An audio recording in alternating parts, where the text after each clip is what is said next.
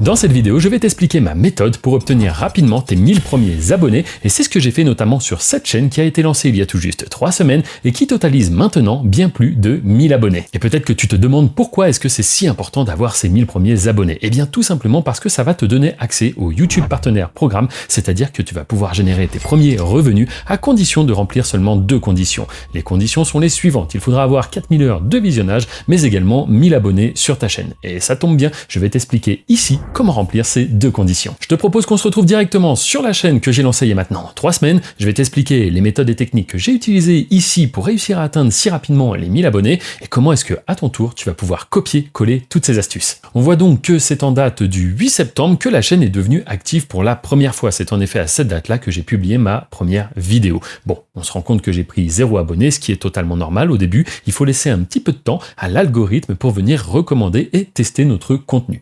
On se rend compte que 2 jours après, toujours rien, mais 3 jours après, j'ai pris mon premier abonné. Ensuite, ça s'est enchaîné un petit peu parce que je suis monté à 6 puis 7 abonnés. À ce moment-là, il y a eu une baisse et c'est totalement normal. En effet, l'algorithme va tester comme cela auprès de différentes audiences notre contenu et parfois les résultats peuvent être un petit peu plus mauvais. Néanmoins, dans les jours qui ont suivi, on voit qu'il y a clairement eu une hausse parce que j'ai fait une journée à plus de 119 abonnés. En effet, ça a enchaîné avec 136, 182 avant à nouveau qu'il y ait une petite correction. Et puis, pas de panique, c'est ensuite reparti jusqu'à une journée à 184 abonnés. Ce qui m'a permis donc de passer plus de 1100 abonnés en l'espace de 3 semaines. J'ai totalisé donc 53 000 vues et surtout plus de 8000 heures de visionnage. Je te rappelle que pour être monétisé, les 2 conditions, c'est 1000 abonnés et surtout 4000 heures de visionnage. Donc ici, j'ai clairement le double, ce qui va me permettre donc de dès maintenant pouvoir faire la demande pour monétiser ma chaîne. Et c'est à ce moment-là que tu dois te poser plusieurs questions. Tu dois te demander comment est-ce que c'est possible, mais également d'où vient le trafic et enfin comment à ton tour tu peux être mis en avant sur YouTube. Et ça tombe bien, c'est les questions auxquelles je vais répondre dès maintenant. Dans un premier temps, ce que tu dois comprendre, c'est que lorsque tu vas mettre en public ta première vidéo,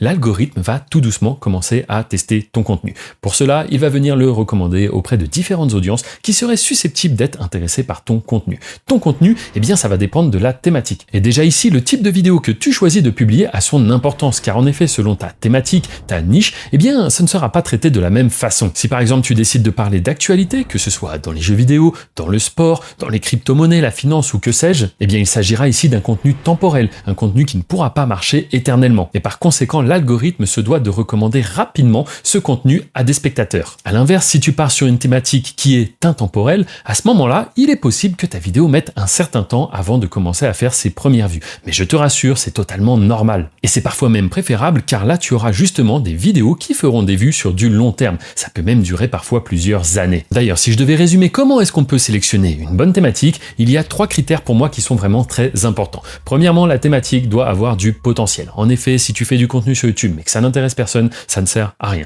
Tu dois trouver une bonne thématique, une bonne niche, là où vraiment il y a des vues à aller chercher. Ensuite, il faut que ce contenu t'intéresse un minimum, car oui, si ce contenu ne t'intéresse pas, ce sera difficile de continuer régulièrement à être actif sur ce sujet et à publier des vidéos. Et enfin, la 3e chose à laquelle tu dois faire attention, eh bien c'est tout simplement du contenu que tu seras capable de produire. Car oui, si tu trouves par exemple une niche super avec des animations 3D époustouflantes qui sont très compliquées à faire, mais que tout ça tu n'es pas capable de le produire, eh bien ça ne servira à rien. Donc en résumé, une bonne thématique, c'est à la fois quelque chose où il y a du potentiel, quelque chose qui t'intéresse et surtout quelque chose que tu es capable de faire. Maintenant que tu as ton contenu qui est prêt, eh bien tu dois te demander comment faire pour être mis en avant. Comment est-ce que les spectateurs vont découvrir mes vidéos? Et c'est ici qu'il y a donc 3 méthodes, 3 manières pour justement avoir ses premières vues. La première méthode, ce sont les recherches YouTube. En effet, chaque minute, chaque instant, il y a des spectateurs qui tapent certains mots-clés sur YouTube et l'algorithme leur recommande les résultats les plus pertinents. Si tu arrives à te placer sur les bons mots-clés et que tu as identifié qu'il y avait vraiment un potentiel de la recherche sur ces mots-clés, alors ça peut être un très bon moyen de faire découvrir ton contenu aux premiers spectateurs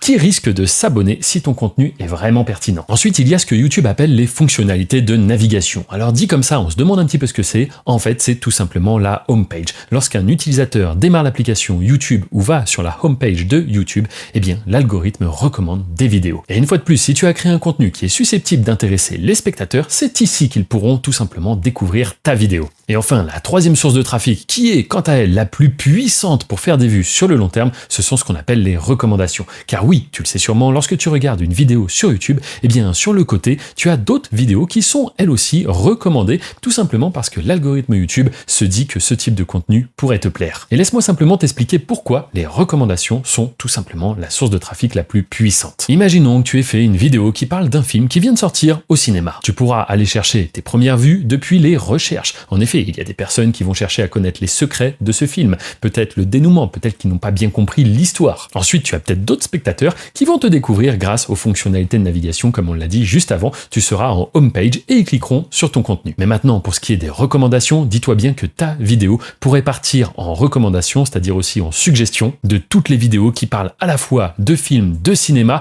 mais également des acteurs, ainsi que des personnages et des secrets qu'on va pouvoir retrouver dans différents contenus. Et c'est comme cela qu'une vidéo peut atteindre plusieurs centaines de milliers de vues, voire des millions de vues très rapidement. C'est véritablement grâce aux recommandations. Et peut-être que maintenant que tu es conscient des différentes sources de trafic qu'il existe, tu te demandes, ok, mais pourquoi est-ce que mon contenu serait mis en avant et pas celui d'une autre personne? Comment est-ce que je vais faire pour optimiser au maximum mes vidéos? Eh bien ça, c'est le travail justement du référencement, du SEO. Et c'est malheureusement l'un des critères qui est très souvent négligé par les personnes qui se lancent sur la plateforme. Ils imaginent que simplement en mettant en ligne une bonne vidéo, ça fera des vues. Cela dit, le référencement, c'est vraiment très important. Il faut vraiment que tu comprennes qu'à notre époque, le fait de savoir publier des vidéos sur les réseaux est une réelle compétence qui peut t'ouvrir les portes de nombreux business. Et notamment l'un des plus rentables actuellement, c'est le fait de publier tes propres créations sur YouTube. C'est ce que je fais moi personnellement depuis plus de 12 ans et c'est comme cela que je suis arrivé à la tête d'un réseau de plusieurs centaines de chaînes totalement anonymes et automatisées. Cela m'a permis dans un premier temps de générer une source alternative de revenus, puis ensuite j'ai radicalement pu changer mon niveau de vie grâce à ce business qui est encore très méconnu en France. Donc si tu veux en savoir plus, il y a une présentation totalement gratuite qui est offerte en description. Tu n'as qu'à cliquer sur le titre de cette vidéo afin d'afficher la description et ainsi découvrir les secrets totalement méconnus qui m'ont permis de passer de livreur de pizza à la vie que j'ai aujourd'hui, où je peux profiter de mes amis, de ma famille sans me soucier de l'argent. Et maintenant, laisse-moi te donner les astuces et méthodes qui vont véritablement faire la différence. Premièrement, lorsque tu auras fait le choix d'une thématique,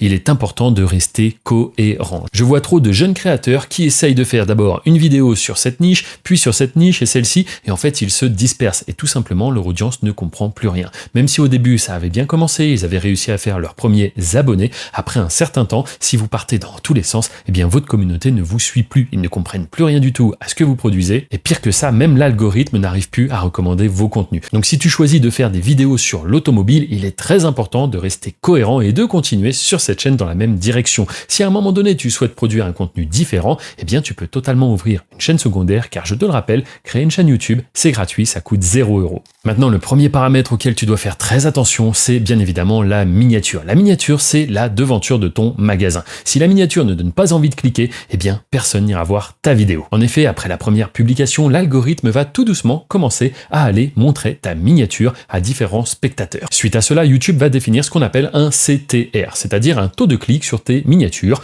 En effet, YouTube sait maintenant, lorsque l'on présente ta miniature à 100 spectateurs, combien cliquent véritablement dessus. Et si tu penses que cette donnée est totalement anodine, tu te trompes, c'est en effet très important. Un bon taux de clic se situe aujourd'hui entre 3 et 10%. Ça va dépendre de la thématique dans laquelle tu es. Et je vois déjà les premiers commentaires qui vont arriver sous cette vidéo et qui vont me dire « Mais Hervé, comment est-ce qu'on fait une bonne miniature ?» Eh bien c'est très simple, on va s'appuyer sur nos concurrents, sur ceux qui étaient déjà là avant nous et qui ont réussi à performer, c'est-à-dire à faire des vues. Le but sera ici de s'inspirer de ce qui fonctionne. Attention, tu dois retravailler les miniatures, tu n'as pas le droit de voler le travail des autres. Mais il faut partir du principe que si ça a fonctionné pour eux, à ce moment-là, c'est que c'est validé par l'algorithme, par les spectateurs, et donc tu peux reproduire la même chose en l'améliorant. Et c'est ainsi que tu vas réussir à générer tes premières vues et donc avoir tes premiers spectateurs qui vont venir visionner ton contenu. Mais ce n'est pas fini. Maintenant, on passe dans la deuxième partie et qui dit visionner le contenu dit qu'est-ce que le watch time ? Le watch time, c'est en effet le deuxième paramètre le plus important après le taux de clic. Maintenant, ça y est, le spectateur est rentré dans ta boutique, il a cliqué sur ta miniature, il se retrouve face à ton contenu. Il faut que tu comprennes que YouTube cherche absolument à garder au maximum le spectateur sur sa plateforme. Et donc, par conséquent, plus tu vas retenir un spectateur sur ta vidéo, plus ta vidéo sera mise en avant par la suite. Concrètement, ça revient à dire que si tu as une vidéo de 5 minutes, si le spectateur reste quelques secondes, c'est mauvais pour l'algorithme. Si le spectateur reste plusieurs minutes, alors à ce moment-là, c'est bon pour l'algorithme. Ta vidéo va alors se retrouver de plus en plus mise en avant auprès d'un échantillon de spectateurs toujours plus large,